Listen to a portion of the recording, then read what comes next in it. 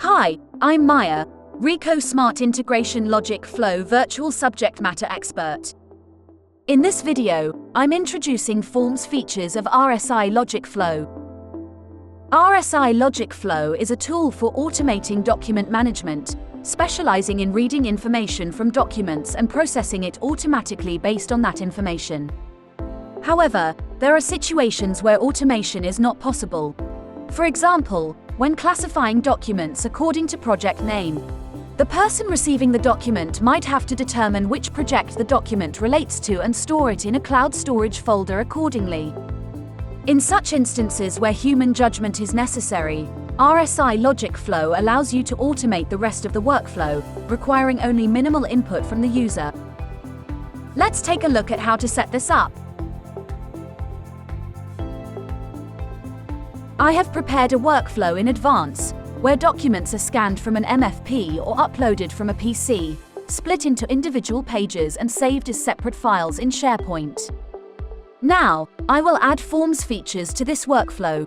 Let me first emphasize that there are two types of Forms features in RSI LogicFlow: Common Forms and Document Forms. Common Forms are used to give the same information to all files processed at one time, and in this case, Common Forms are used when documents are split into pages and you want to process all of them with the same information. On the other hand, Document Forms is used when you want to give different information to each of the split documents. Common Forms can be selected from the Pre-Process tab, and Document Forms can be selected from the Extract tab. Here, I want to be able to set the project name in Common Forms and the processing status of each document in Document Forms. After adding the Common Forms function, press the Add Data button to add an item. I want to prompt the user to enter the project name here, so I set the data ID to Project Name. Although it is possible to set a default value, I have left it blank because the project name can vary. Since this is information that the user should be required to enter, I set it as a required field by clicking on the asterisk icon. Let's set up another field, Document Forms, for entering the document processing status in this example. I assume that the entry of the document processing status is intended for a kind of workflow where, for example, it is necessary to determine for each document whether any action is required or it has already been handled, and assign this status as metadata. I set the data ID for this form to Resolved. This item can be answered with a yes or no answer, so I set its data type to On/Off, and set the default value to Off to prevent being mistakenly treated as processed.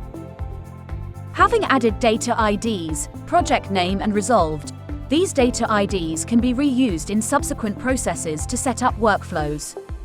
Data IDs can be reused in the same way as information extracted from other functions such as read barcode. For example, it may be a good idea to specify the destination folder name with project name, the file name with document ID read from the barcode and resolved as metadata when saving to SharePoint, so that the processing status can be seen at a glance in the SharePoint site. In this way, I can set up how documents are stored according to various rules, requiring only minimal information from the user and reusing the information. For detailed instructions on how to set up routing, please refer to the other videos. Lastly, let's take a look at the runtime screen of the configured workflow, which will be operated by the user. When scanning documents on the MFP, I will enter the project name in Common Forms before scanning. As it is a required field, scanning cannot be done until the input is complete.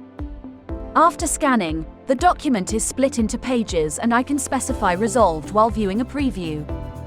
As you can see, the data IDs are displayed in the input fields on the runtime screen, so make sure to define easily understandable names for what needs to be input by the user. Similarly, when executing from a PC, forms for project name and resolved will be displayed. That's all for this explanation. I hope this video can be a useful reference for your work.